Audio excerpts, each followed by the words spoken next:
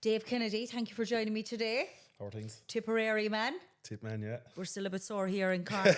Did you go to the hurling final? Do you know what? We actually made a roast dinner at home. One of my sister's best friends was actually over from Qatar. And we sat down and watched it together. So we did with the father and the family, yeah. What did you think after the first half? Do you know what?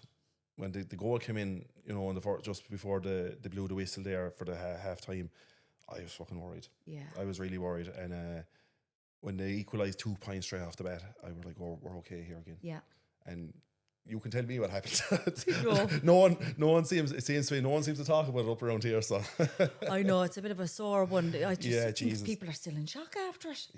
Yeah. It's But look, fair play to Tip. I always like Tip anyway as a county and the team. I know there's something about Tip. They do say it's a home of hurling. Yeah. Right. I think Cork and Tip have a great relationship anyway. I do too. You know, we're on the Cork Tip Limerick border, so like, you know, we always great rivalry, and like in fairness, like you can't take it away from Cork. They have incredible supporters. They do. Yeah. My God, like, we are unreal. The place is right up there. Like we are unreal. Some people say we got a bit too cocky, but look, that's just us being proud.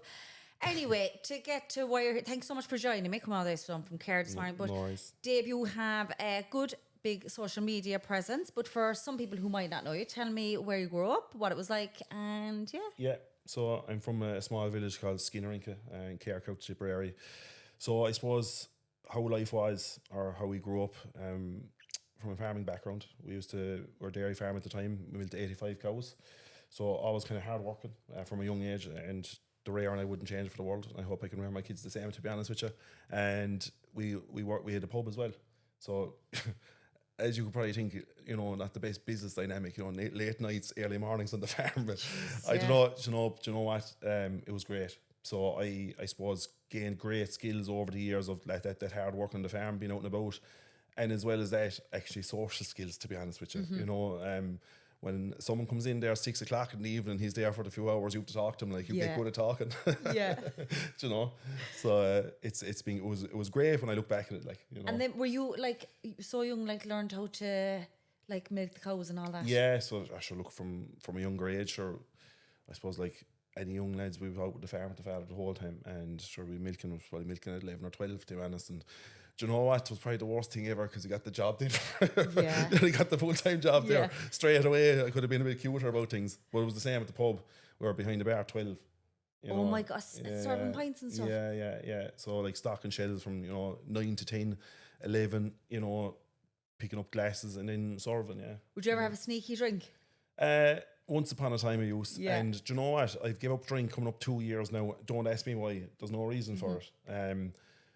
I think I used to drink maybe 5 or 6 times a year, not hectic. And I said, you know what? When I drink it, then it makes me worse. And I think I'm confident enough now that I don't need it. Do you know? And that was kind of the eye-opening thing, is like, geez, I actually don't need drink to have a good time. Where I suppose the mindset before was like, oh God, I need to drink to feel relaxed or to feel normal.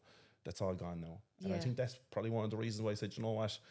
Is it adding to my life? Is it taking to my life? Is actually doing nothing? So I was like, look, I could do without it. Yeah. So you wouldn't kind of, we'll say if you didn't do any drinking, we'll say when Tip won the All-Ireland. No, we didn't know. Yeah. And do you know what? Like my grandmother turned her grave, to be honest with you, because she knew I wasn't drinking her, especially when she were rare in the pub, like, you know. But I always think of her like the whole time, especially when I say, Jesus, you know, I don't drink.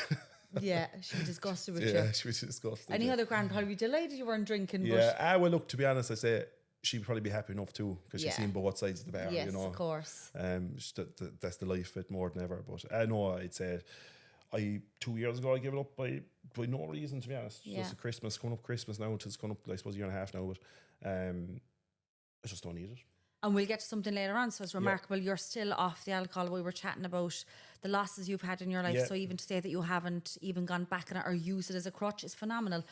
Go back to growing up in school. What was that like for you? How did you get on? Oh, sure. Look, I suppose farming, working in the pub, and Lord mercy my mother, she was an incredible cook. So we're well fed. So I always say we worked hard and we ate hard, right? So I was always, I suppose, a bigger boned young lad, not crazy heavy, to be honest. From a young age, I would have played full back in GA, hurling and football, and would have kind of been a bit stronger from the farm, I suppose. Played prop forward, playing rugby as well. So I was that little bit heavier, I was strong, and I suppose never bothered me. through primary school at all. I suppose then coming into secondary school, then I played rugby in Rockwell. It's a rugby school just there in New Inn, and playing prop forward, I always felt like I had a place. So it's that level of acceptance as well, you know. And you always kind of feel you have a job, you have a chore, and that's why you're doing it, and that's why we have to be a certain size, etc. So all that confidence kind of it created purpose, which unknowns to me at the time, you know. But and it was great from that perspective. I suppose the weight, I suppose the biggest eye opener for me in terms of the weight, whereas like maybe being this weight, you know, being 100 kilos, you know, in fifth or sixth year, you know, maybe isn't the answer. Was I remember fifth year we were going on a night out. I don't know. It was underage probably, maybe not. Who knows? One of the night outs, and I seen all the girls, you know, going for the backs. You know, the lads in shape and all, and the forwards, the heavier lads weren't getting much girls. So I was like, I came home after that night and I'm like, Jesus, you know, maybe this isn't the answer, because, you know, when rugby's all said and done, will it be like that in real life? You know, and it kind of got me thinking. And do you know what? Again, brought it back to the purpose, why we're doing it, why we're playing, why we're here, and I forgot about it again. But I suppose through that time, anytime I would have, you know, went through ups and downs and unknowns to myself at the time, I'd always would have turned to food. You know, so I remember one time I did make the GA team under 16. I remember coming home at 8, you know, and in the pub then as well, sure, you had snack bars, you had potatoes, you had everything at the lib. Yeah. So it was so easy just to grab something then as well. So I think the biggest thing was it was happening unknowns to myself. And look, it's only looking back over the years now, I can say all this stuff now. At the time, you hadn't the notion, you know. But I suppose the biggest change for us was the 21st of January 2010. I lost my sister tragically in a car accident. She was a trainee nurse, so she was going to college in WIT, and she was doing her placement in Clonmel. And it was the year of the bad ice, and she lost control of the car and had an accident, and she passed away. Yeah. And that turned, as you can imagine, turned our world upside down. So I remember I was in fifth year at the time. It was coming into the second part of the school year, and it went that whole, I can't really remember that 6 months, to be honest with you. Grief, if anyone has ever went through it just feels like you're floating, you know. You don't care about anything. Well, look, especially for myself, you know, there was a year and a half between my sister.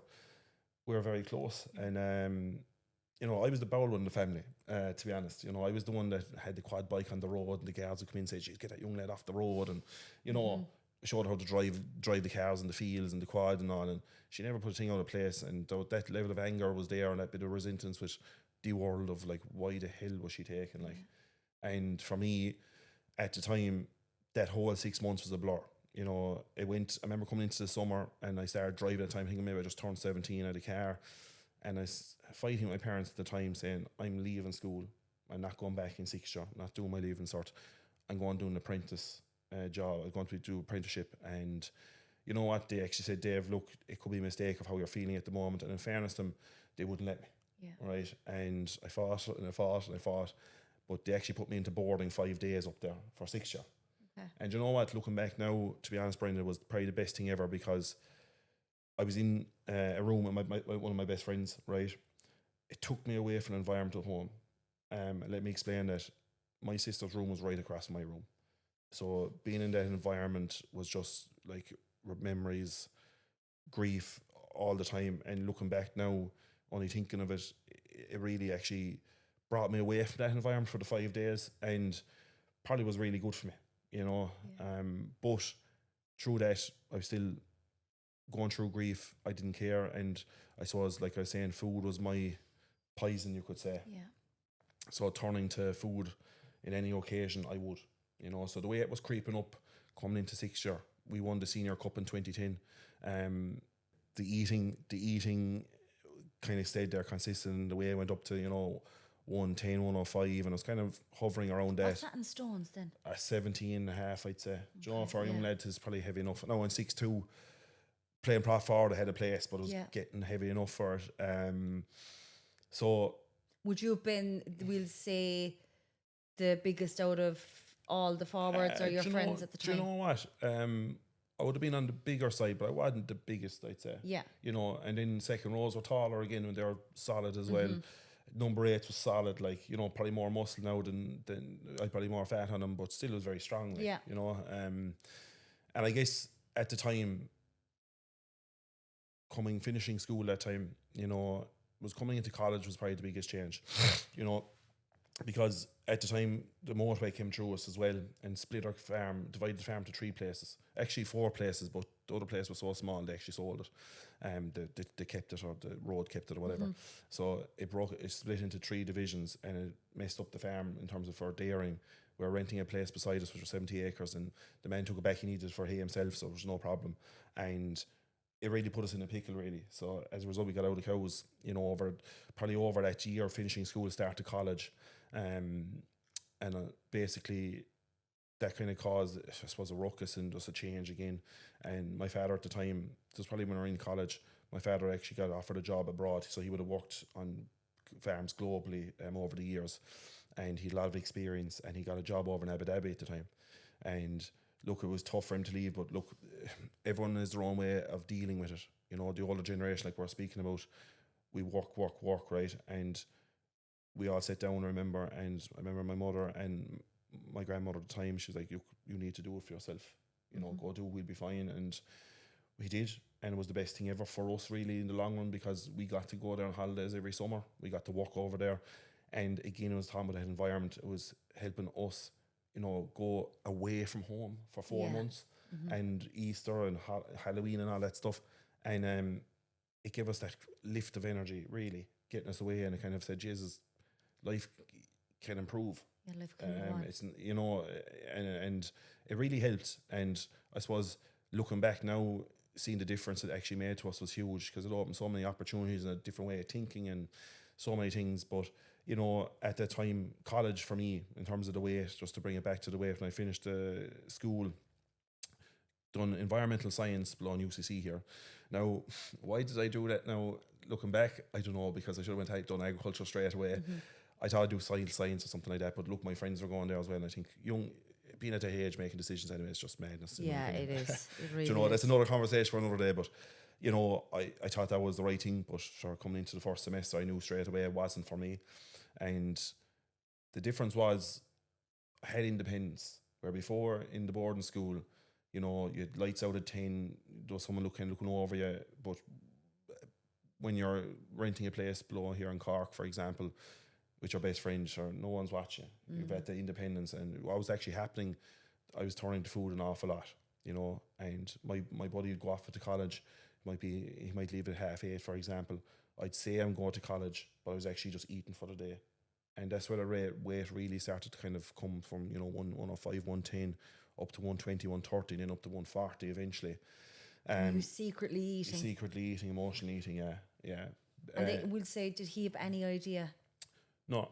And would it be a case with the secret eating, would it be kind of buying stuff in the quiet and stashing it all in your room? Oh, like literally, he could be gone for the day and I'd order in stuff.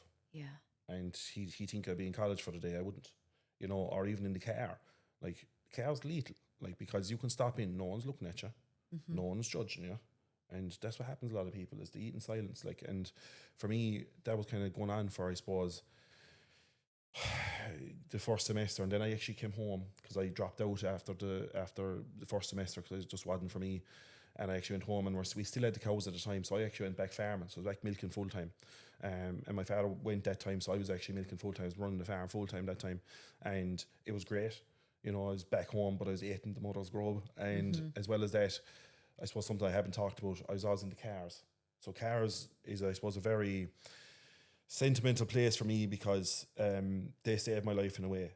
Why is because going through losing Sarah, I utilised cars without even realising at the time of masking that energy an awful lot. So buying and selling cars, doing up cars, soaking up cars, you know, I'd be the lad doing the donuts in the crossroads, and everyone would be giving out about. Yeah, that would have been me. Fell on Dundee. That would have been, flat out. Yeah. And travelling the country, and I loved that, because I suppose a passion for it, number one, and then it was like, unknowns myself, was utilising that energy so much that was positive in a way, you know. And but we had a shed rented just down the road from us, a car shed, and I used to finish milking the cows at 6, 7 o'clock, have the mother's dinner, and then I go down to the car shed, and we could be, you know, taking out suspension or changing a clutch or doing something to a yoke, right?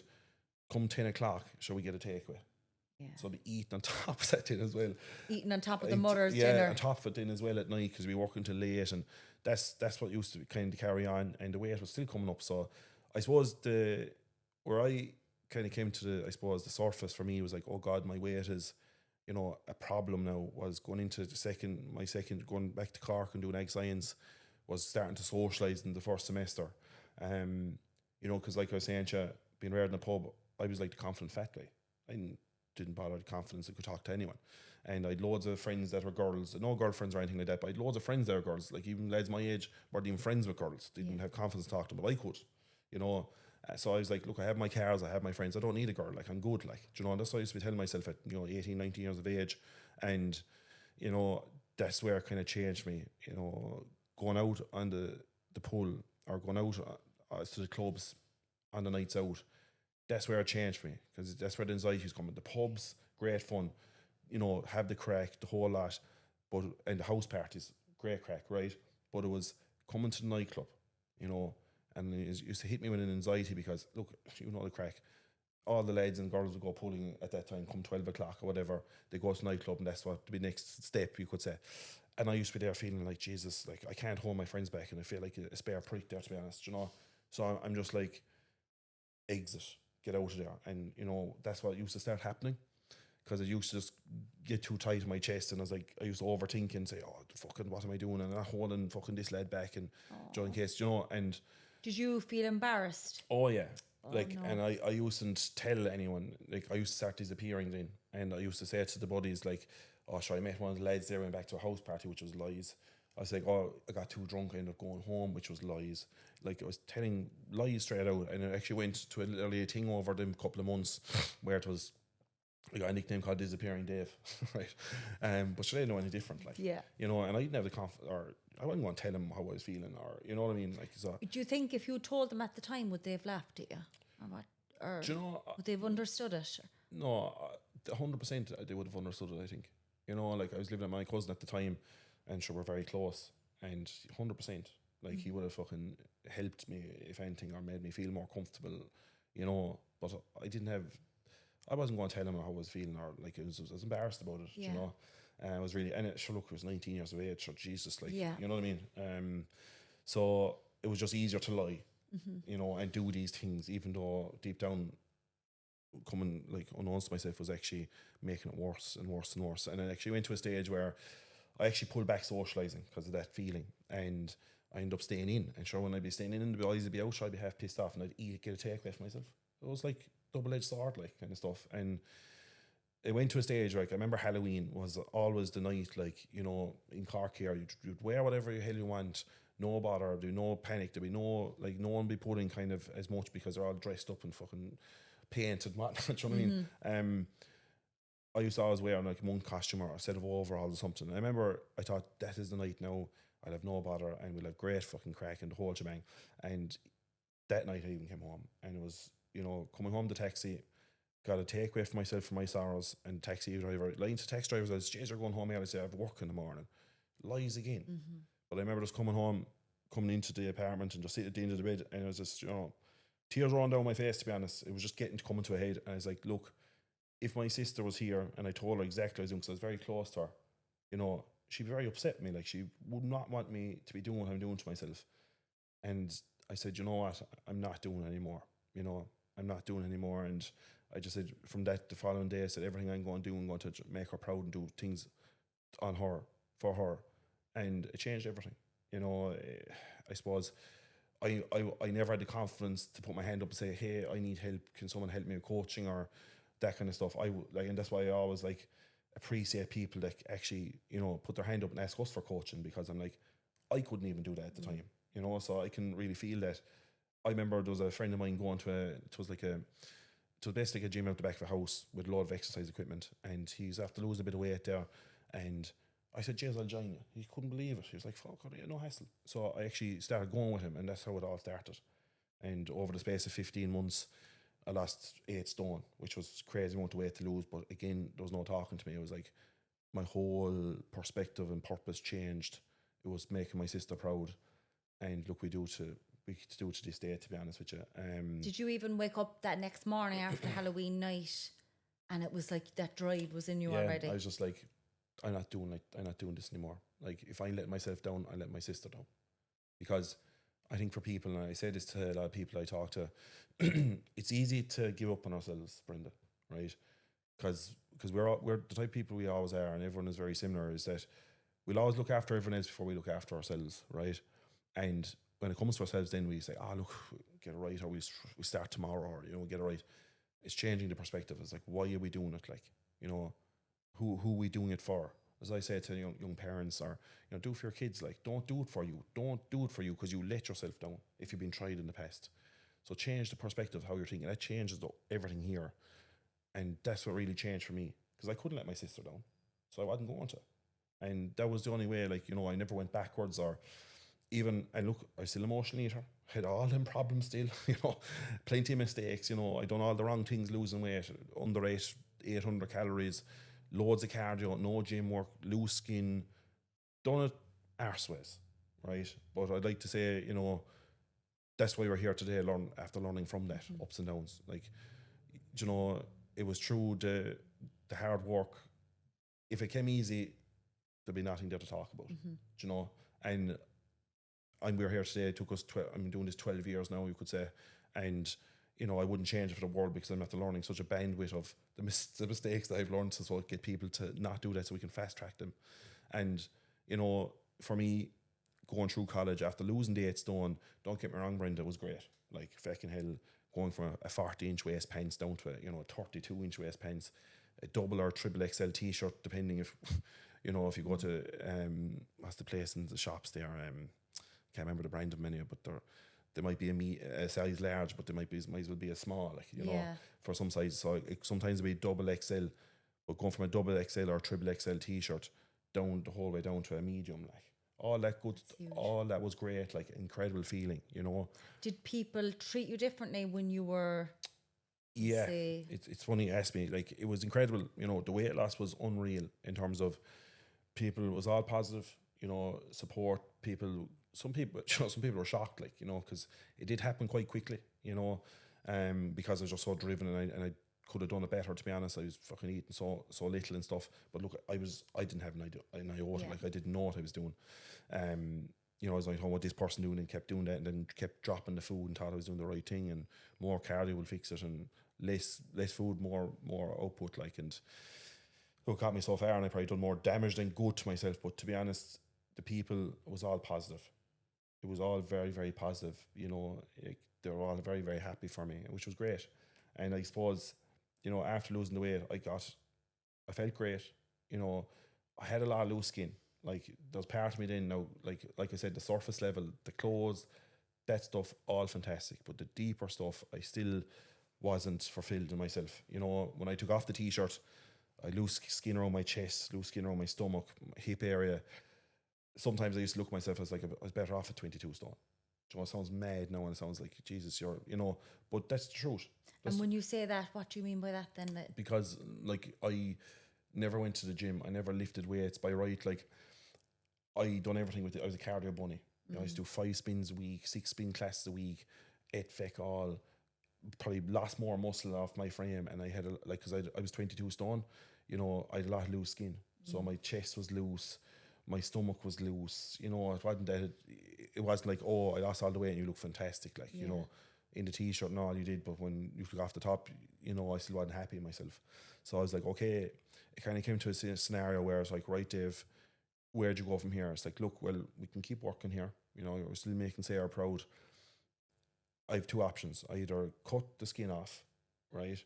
Because, anyone that loses a lot of weight that have loose skin, if it's 5, 6 stone plus, to be honest with you, or cut the skin off, which, to be honest, I'm afraid of all the operations, so that wasn't really going to be an option, to be honest. Or, like, fill out the frame. So that's where I said, right, I'm going to try and fill out the frame. So I started, going to the gym, eating more food properly, and that was all a mindfuck as well, because when you're so used to saying carbs are not good for you and carbs are the devil and all this kind of stuff. No carbs, more marbs. You're trying to break all them cycles in your head, and the mindset that you had, it's a roller coaster of emotions, like, you know, and especially someone like you with issues with food all the time. And afraid of your life then to, you know, afraid of your life to, you know, the weight will come back on. Like, oh no, the weight will come back on, it'll be worse. And that's what we go through. And I actually, in my third year of ag science at the time, I done a nutrition course and a personal training course in the evening. And I started learning about the body and I started learning about food because I created great passion from losing the weight. Like, I seen what I'd done to my life, you know. Still, the surface level stuff was incredible. Like, the bit of confidence, like, you know, being noticed, to be honest with you. Jesus Christ, like, I was never being noticed, you know, and I was cool with that. Like, but Jesus, then you see people noticing, you're like, you know, you're like, look, are they looking at me? Like, you know, things like that. I'm aware of myself now, and that's where we talk about the mindset. But back then, if I didn't do any mindset work, 100% I would be still like that. Yeah. I was like, who are they looking at? Like, would you have felt a bit invisible in the earlier years? Oh yeah, massive, yeah. Because of your weight. Massive. And even when I lost all the weight, I still felt invisible. Do you know, like, I used to be noticed, like, oh God, are they looking at me? But then I was like, they're probably not looking at me. Do you know what I mean? Yeah. Confidence still wasn't there. I'd never go into the pub myself, even the local, I'd never go in by myself. I was away from one of the lads because, Jesus, I feel like to be a light over my head, and they're like, jeez, the whole place looking at me, oh, he's after getting heavy, and Jesus, he's gonna be, you know, all that stuff. And look, 9 times out of 10 they're probably not saying that at all, but that's what your head does to you. All right. So went into learning the nutrition side of it, and learning to go to the gym and fill out the frame. And I suppose another 15 months on, after learning that, I filled out the frame. I tightened up a lot of the body, like fairly good, and I looked totally different. You know, I had a 6-pack then, and I was like, Jesus Christ, I never would have dreamt of having a 6-pack. Like, anytime I used to see a poster when I was heavy, or even when I lost the weight, I was like, yeah, another life, Dave. That's not going to happen in this life. You know, it's just so, couldn't relate to it at all. And look, that's why you don't see many topless photos of me online, because when I was that person, I couldn't relate to that. So I'm not going to be this person that's going to be doing that now, because I'm not related. That's not my people. I like helping, you know, and that's being truthful. But it's on losing the weight and getting into shape and filling out the frame. And then I done my first photo shoot, and that's, I suppose, I done everything. You know, I lost the weight, I shaped up the body, and it's like you said, the people view you differently then. That's when people start to actually view me differently. Because when I lost the weight, it was all fantastic. But when they started seeing me looking shaped out in a t-shirt, and it was literally in better shape than them, they're like, oh, jeez, you gone sick. Or, jeez, you're a bit too good for us now. No way. Yeah. Did you get your bit gaunt or something like Yeah, that? they're like, Jesus, because it was a reflection on them. Yeah. Sure, I'd be there. I remember one time a person came up to me and said, oh, you're after changing. You're different. I'm like, the only thing that's changed is my visuals. Like, I'm still the same person. And I came away from that, and I was like, geez, maybe they're right. Like, I didn't have the awareness at the time to understand any of that stuff. I had no help at the time to soundboard, and, you know, and I was like, I said to my brother, like, it was like, Mike, Jesus, like, you know, have I changed? Like, no, you haven't changed. It's like, I know what that person's on about, like. And I didn't know about any of that, or how people there would be, in, you know, but it was fine when I was losing weight. But when I started being a little bit better or changing more, then it was like more of a trigger. And that was I'd go to see, again, a roller coaster of emotions of, this is what people go through weight loss and no one even talks about it, you know. And that's why we put so much work of the body and the mind into it, because you have to build that awareness up in yourself. Because God forbid, if someone else told a girl that or a lad that, sure, they go home and they'd be in an office day over. Do you know? And you know, when people were saying to you, oh God, you look a bit sick there, Dave, how did you react after that? Like, did you always kind of, did you have to second guess yourself? Well, with the body, it never bothered me, because I'm like, I know what I'm doing now. But when they said you changed, that's what used to affect me. Yeah. Because I was like, I haven't changed. I am the same person. I might look different, yeah, but I'm not any different in terms of how I act or who I am as a person. Yeah. And that used to bother me, like, to be fair, because I couldn't understand it. I was like, I was starting to believe it. Like, it's like, geez, maybe I have changed. But that's what happens, you know. But I guess when I done the photo shoot that time, you know, in the space, I suppose, losing the weight and getting into shape, it's probably 3 years and a bit. I remember doing the first shoot was unreal, and my brother Mike was there, and I just remember saying, I was looking in the mirror myself, I thought, oh, look, the arms need to be better here, Mike, and the waist needs to be tighter here. And Mike just said to me, he's like, Dave, if someone walked past you in, you know, the last 6 or 10 months, they wouldn't even believe it's you, man. It's like, and you cannot see that for yourself, like, you know. And I started to think about it, I was like, do you know what? You're right, like. because I done the thing, like I done the body thing, like I done everything for my sister. I couldn't go, like I got the 6-pack, I done all that stuff. I'm like, I can't do any more. Like I've done the thing now. Like it's like, where do I go after this? And I suppose that's where I started working on the mindset side of it.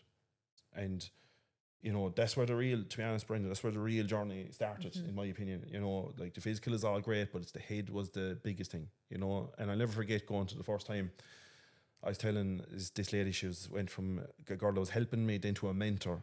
It was about 8 years in total, right? To an incredible friend, you know. But she said to me the first time, it's like, Dave, I was telling her everything. I was like, look, I've done the egg science. Now I was starting a master's. That time it was about a couple of probably months after, into the summer, I was starting a master's. You know, I've lost all the weight. I've been very successful in different areas now. And I was telling her all this, and it's like, she said, Dave, geez, you don't love yourself. I was like, what you mean? What you mean I don't love myself? I'm after losing all the weight. I've this done. I was like, what do you mean? I'm flying, like. And she goes, oh, tell me 3 things you love about yourself. And I was like, oh, that's kind of hard to answer. She goes, okay, tell me 3 things your best friend would say about you. And I'm like, well, that's easier to answer. So I couldn't actually say it about myself, talk good about myself. And if you ask a lot of people in a crowd that, it'll be the exact same thing, you know. And that was the biggest learning curve for me. I was like, okay, listen, if my mindset's low and I'm looking at myself in the mirror being very hypercritical, and it's never good enough. It was always better, needs to be better. And because I remember over the years, you know, I was in relationships, and the common thing in the relationship would be, Dave, you're so hard on yourself. And in my mind at the time, Brenda, I'd be like, no, you're just unmotivated. I used to stay in my head. It's like, no, you're just unmotivated. And they're right at the time, to be honest with you. They're right. They're like, I was extremely hard on myself. Why do you think you were so hard on yourself? Because I was always trying to be better.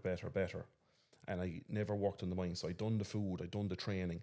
I was improve, make my sister proud, improve, it needs to be better, improve. And I started gaining an all or nothing mindset. So I was either doing it or I wasn't doing it. So I was either all in 100% or I wasn't doing it at all. So, and that's where, even because I was still emotional eating at the time. So you can imagine how I felt at the time, where done this big transformation, 6-pack, the whole lot. And then something could happen in life, or, you know, have a row with someone, or have a row with a girl or something. And then you end up eating shite for 2 days. Like the talk, what I'd be saying to myself in them moments was like terrible. Like, it's like, oh, you've lost all the weight and you're this piece of shit fucking eating shite and you're fake and all this. Now, I wasn't coaching or anything at the time, but this is just my journey. And you know, it's crazy what we say to ourselves in them times, right? So I still was doing all the bad stuff. I still was doing all the bad habits. And it was just because, look, I always say the food and training will not change your life, right? It's working the mind with the body that's really going to change your life, because you have to build awareness of why you do a certain thing. I have to build awareness of why I was emotional eating, why I was always turning to food. And I had to learn how to overcome that and befriend emotional eating. And that's what we do with our clients. But I wouldn't have known that if I didn't go through this journey, you know? So I think the biggest thing for ourselves was actually starting to learn how to, and this is what creates balance. So I never had balance. I was either, like I was saying, doing it or I wasn't doing it. I was cutting down, I was bulking up. I was never just normal, you know, and it was just an extreme to extreme. It was the same with cars. I was do up a car, perfect, get sick of it, on to the next one. It didn't matter what kind of area life was. It was all or nothing. And that was the thing I had to, you know, I could never find balance. Just like, just breathe, man. Just breathe. And I was like, I didn't know how, you know? And I think a lot of people don't know how either, like. Yeah. And the biggest thing, and this is what really helped me find balance for myself in my life, was actually loving myself. You know, appreciate myself, being my own best friend, giving myself the advice you'd give your best friend all the time. Because look, we're all great to give advice for friends, but we don't take our own advice. Yeah. We should. As I always say, is like, you know, if you speak to your best friends, when you're in a bad place, if you speak to your best friends like you speak to yourself, you wouldn't have any friends. That's how we speak to ourselves. Terrible, like. Very hard on us. I'm smiling when you said there about being your own best friend, because I'm always nattering on about that. Yeah. Being your own best friend. Yeah. And I often say to people, would you go for a coffee with yourself? Would you go for a coffee with yourself? 100%. I'm bloody better by myself than so it's kind of, do you know what, like, it's funny, and it's funny you say it, and this is all over the story, but this all makes sense to people as well. You know, I could never give myself attention, right? I always needed something else. Like when I was going through the weight loss journey, I was looking for something. I was looking for the compliments. You know, I used to be over in the UE working on the farm, losing the weight, right, driving machinery, right, and all I'd be thinking about was semester, come back into second year and say, I can't wait for the people to see me, like, do you know, and I can't wait to feel it. And it used to happen. I used to feel great and getting all these compliments and all that. And I was like, at the time, I thought that was all normal, but it was actually wrong.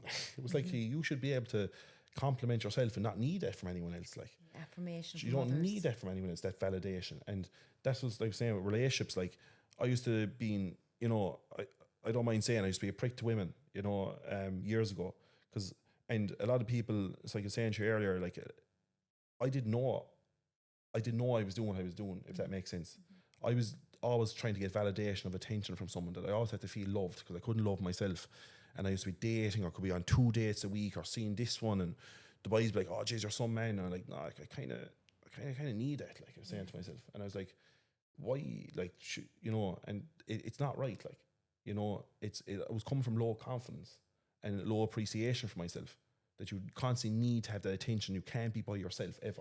And when you're chatting there now, even when you were, would say, you know, not being the nicest to him, did you even know that this behaviour in the back of your head wasn't right? Was it that you were searching for the validation, but you just had to keep going? I actually didn't at the time, you know, honestly. I didn't at the time, you know, like fucking ghosting girls and, you know, like, look, I'll tell you, look, I haven't been on, you know, online dating in years, to be honest.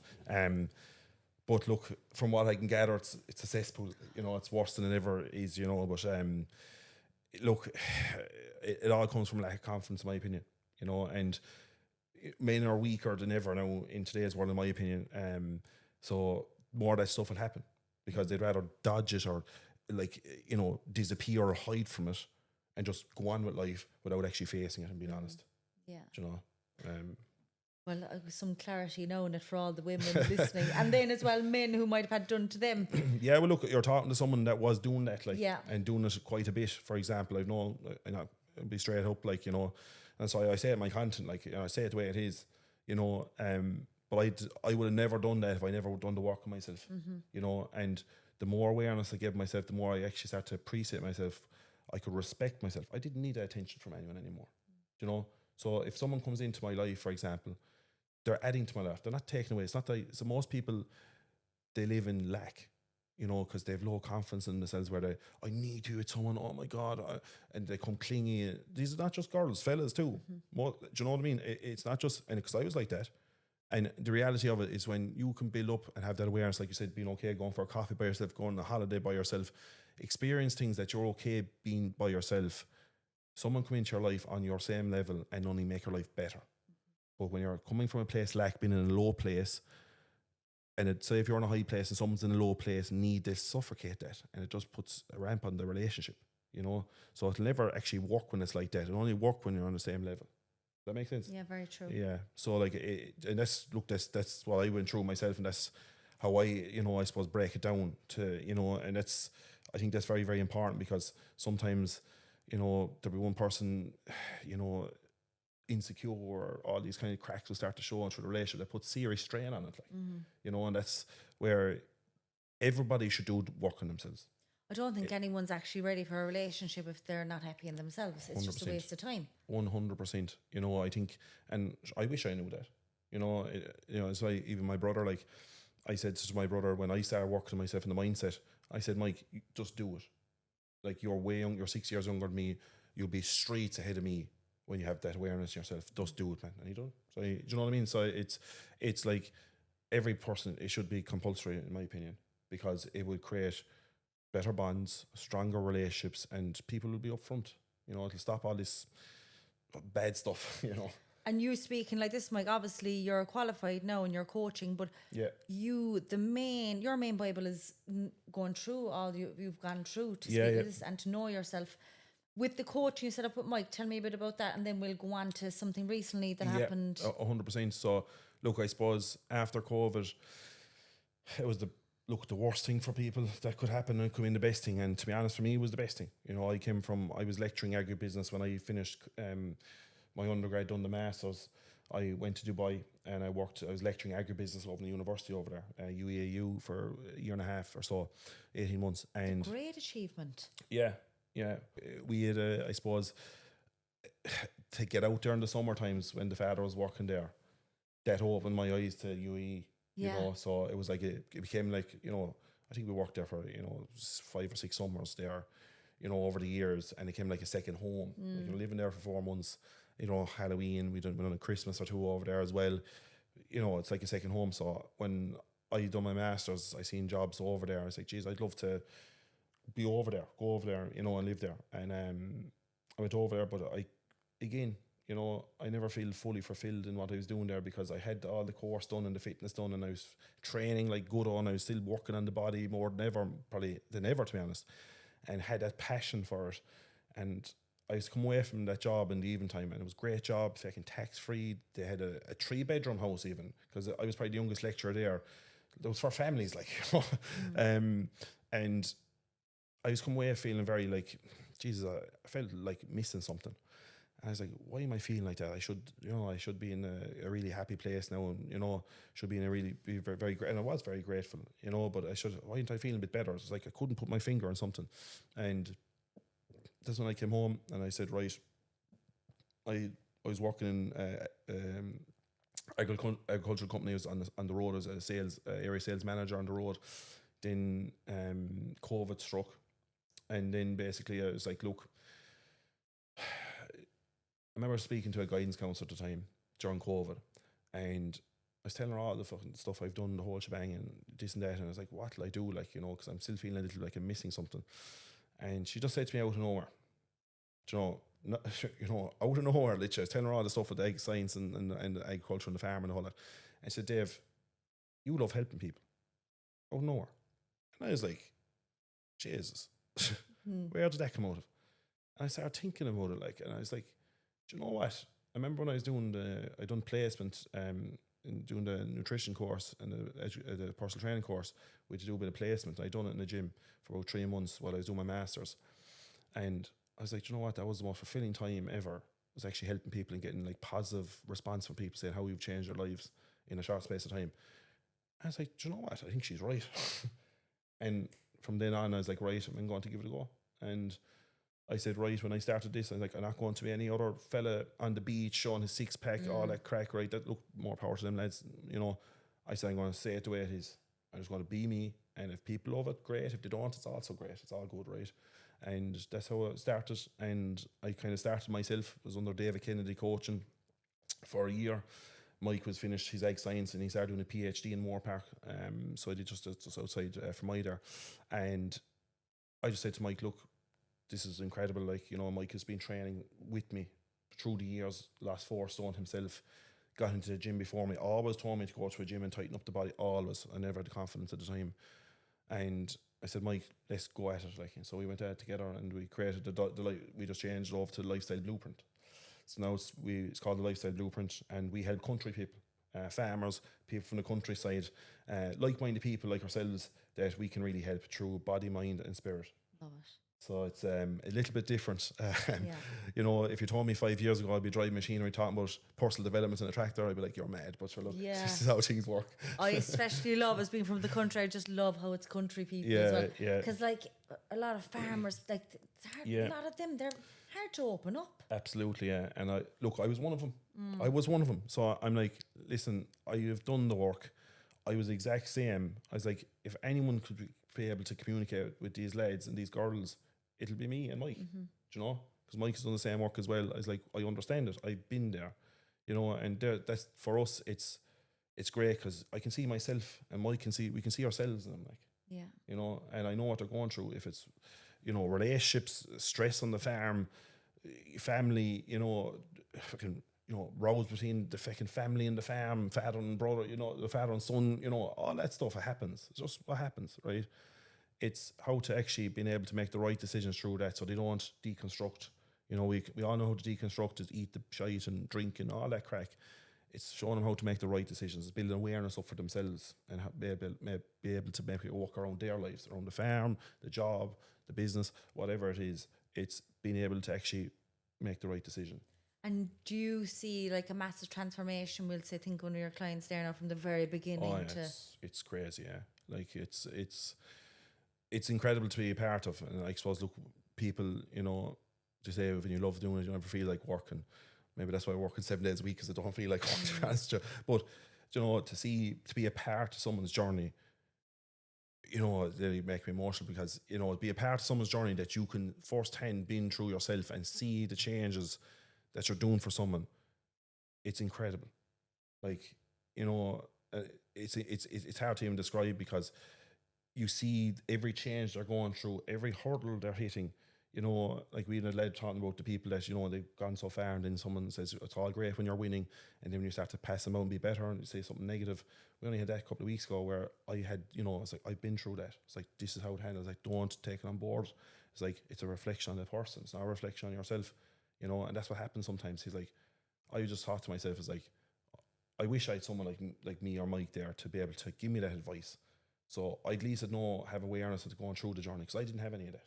And that's why I suppose we create so much of the community side of it too, because look, in the farming can be a lonely place, like you said.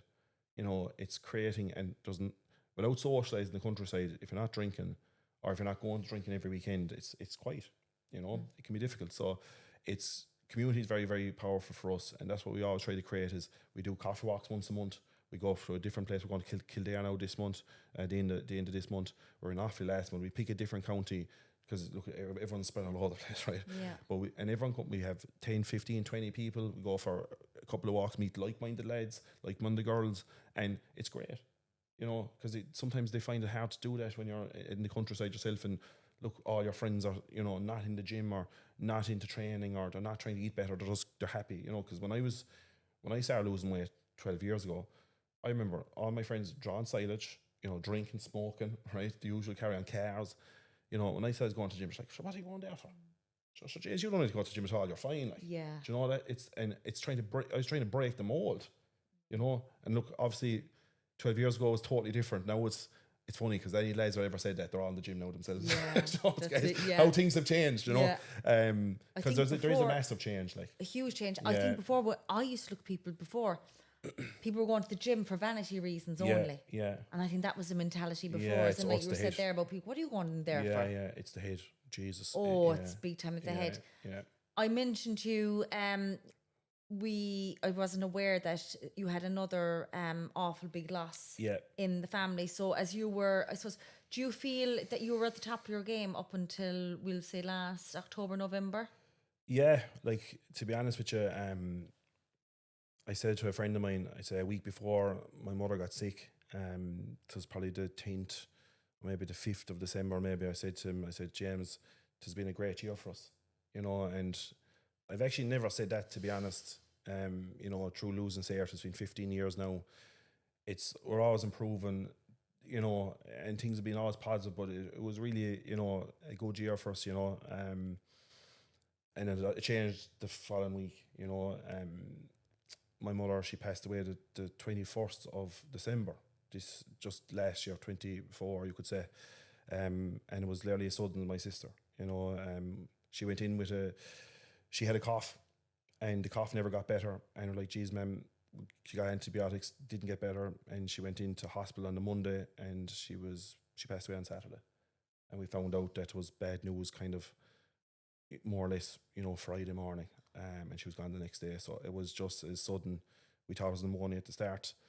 It went to TB, and then on Wednesday they saw some lysations in her lungs, and she was supposed to do a biopsy on the Friday. And they rang us Friday morning to come in straight away, and we came down at 8 o'clock, and they gave us some bad news. And Saturday she passed away. Yeah, so it's a week I'll never want to remember, to be honest with you. But look, I'd like to say to you, like I was saying to you earlier, I've done it the wrong way the first time. You know, I've put the weight on, I've turned to food, I've done all that stuff, and I'd like to say we've a bit of an experience now from trying to do it the right way now, you know. And for me, there has been some tough days. By God, like the whole bond in our house is gone. You know, your mother's the foundation of the house.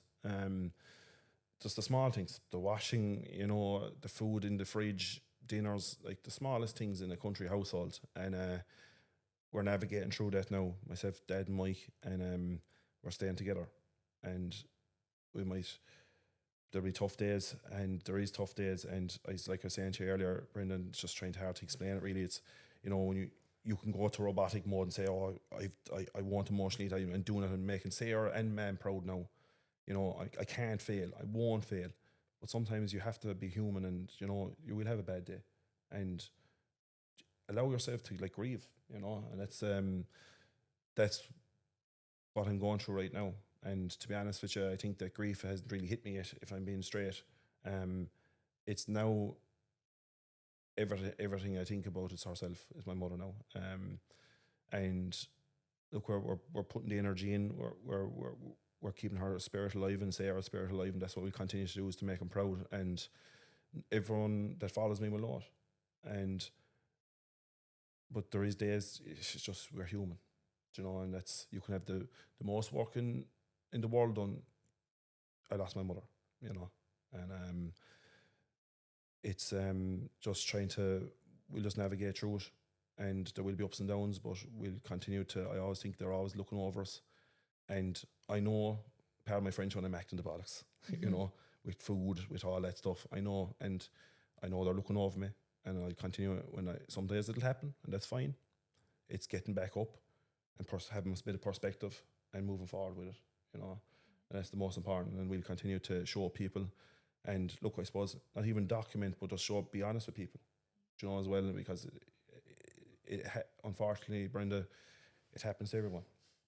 As we were saying earlier, you can throw your own problems up in a circle with a group of people, you'll be very quick to grab your own back, because people are going through it every day, and it's how to deal with it is the most important, and how to respond to it is the most important. If it's grief, breakdown of a marriage, relationship, change of country, new kids, divorce, whatever it is, it's how we actually respond is what's important.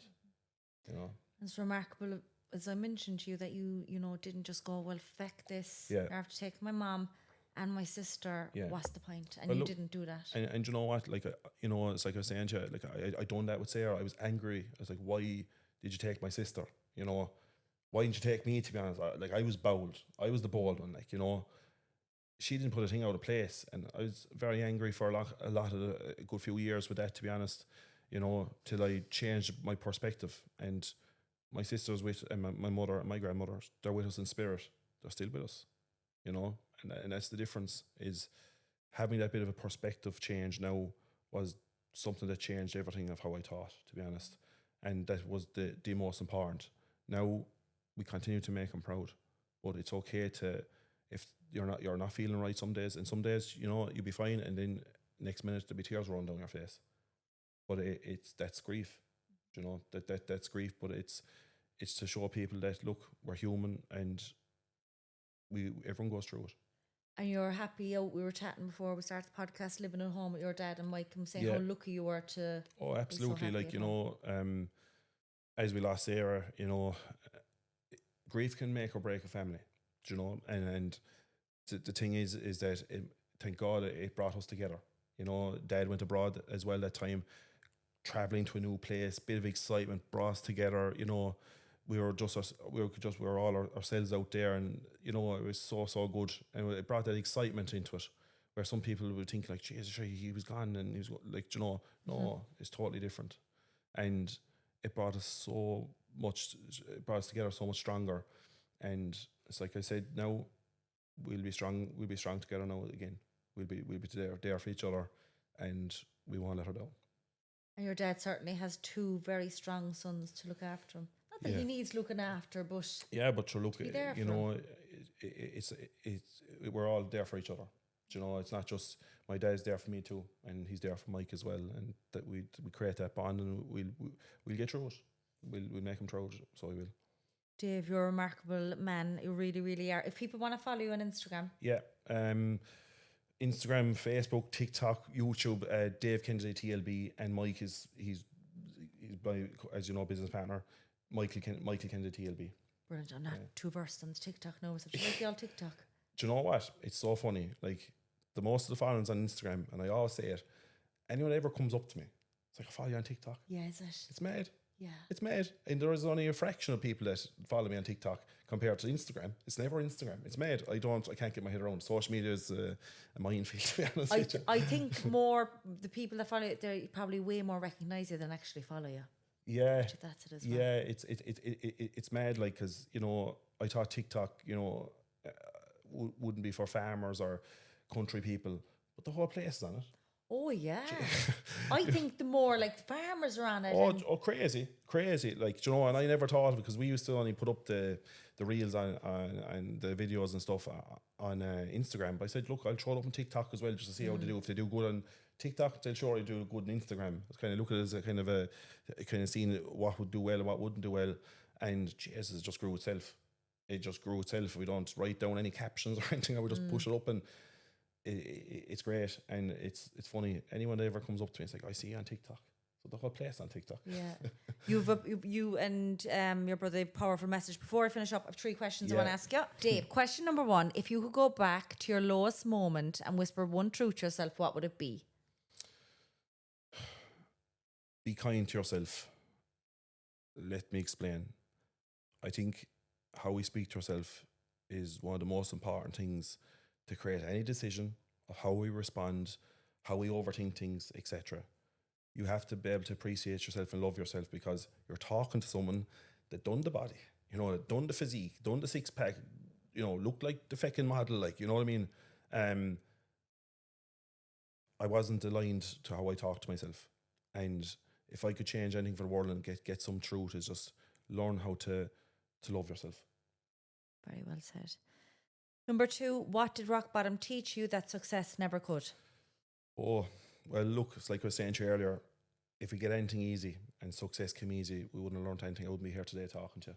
I'm only here today from what I've went through myself, from all the mistakes, from all the learnings, you know, from every battle that we had, we grow from it, you know, and that's where the real grit, it's grit, you know. And so if success comes easy, there's nothing to speak about. Where I always look at stories or look at, you know, autobiographies of people of what they went through. It was what they went through is what created the biggest learning curve for them, in my opinion, and it creates who they are to that day and where they get. So, yeah, it's great. Finally, number 3, what's the one message you'd give someone who feels like they're never going to make it out? Things will always get better. I know in certain periods of times when you're at your lowest place, you think there's so much anxiety and negativity coming out your ears. The more you can actually focus on 1 or 2 positive things in the day, it will raise your frequency and things will get better. Trust me, coming from someone that has, you know, lost their sister and now lost their mother, like you said, we could be very negative.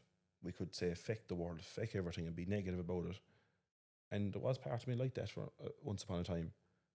And did I think it was going to get better? No, I didn't. But it will. The more you can focus on yourself, the more you can lean into yourself and back yourself, and the more positive you can talk to yourself, things will improve. And on that powerful note, I'll leave it there, Dave. Thank you so much. Thank you very much. Much appreciated. Fabulous. Great stuff. Fair play. I'll just get a picture with you. Yeah, absolutely. What I'll do, Dave, what I always do, I send